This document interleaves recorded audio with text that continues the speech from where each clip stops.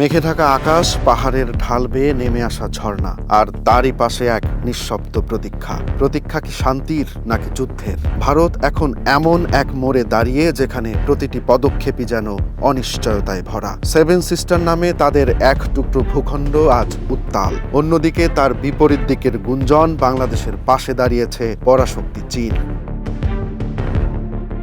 2 মাস আগে ভারতের অরুণাচল প্রদেশে চীন তাদের সামরিক ঘাঁটি স্থাপন করে। 60 কিলোমিটার এলাকা জুড়ে এই ঘাঁটির উপস্থিতি ভারতকে দিশেহারা করে তুলেছে। সেই ধাক্কা কাটতে না কাটতেই নতুন করে উত্তেজনা বাড়াচ্ছে রংপুর লালমনিরহাটের ব্রিটিশ আমলের বিমান ঘাঁটি। বাংলাদেশ সেই কাঙ্ক্ষিত বিমান ঘাঁটিটি পুনরায় সক্রিয় করছে। এই বিমান ঘাঁটিটি ভারতের চিকেন নেক থেকে মাত্র 12 কিলোমিটার দূরে, যা সেভেন সিস্টার রাজ্যগুলোর জন্য বড় হুমকি হিসেবে দেখা দিচ্ছে।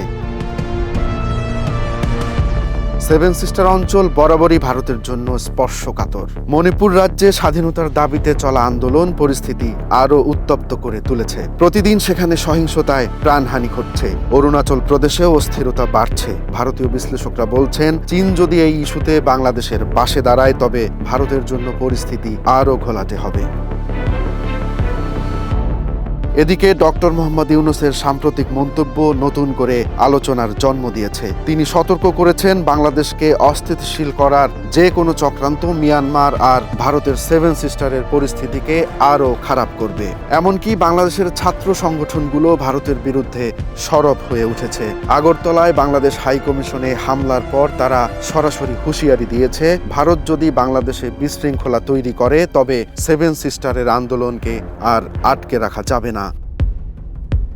বিশ্লেষকরা বলছেন, ভারত তার ভূ রাজনীতির দাবার গুটি হিসেবে বাংলাদেশকে বহুদিন ধরে ব্যবহার করেছে, কিন্তু চীনের সমর্থন পেয়ে বাংলাদেশ এখন নতুন ভূমিকায় অবতীর্ণ হয়েছে। দিল্লি যেন কূটনৈতিকভাবে এক কোণায় আটকে পড়েছে। পরিস্থিতি এমন যে ভারত বাংলাদেশকে শায়েস্তা করতে গিয়ে নিজেই এখন খাদের কিনারায়।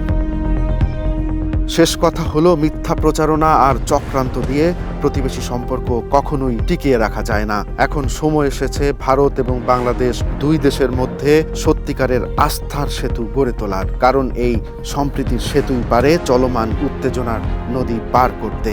এখন দেখার বিষয়, ভারত তার বাংলাদেশ নীতিতে কি পরিবর্তন আনে।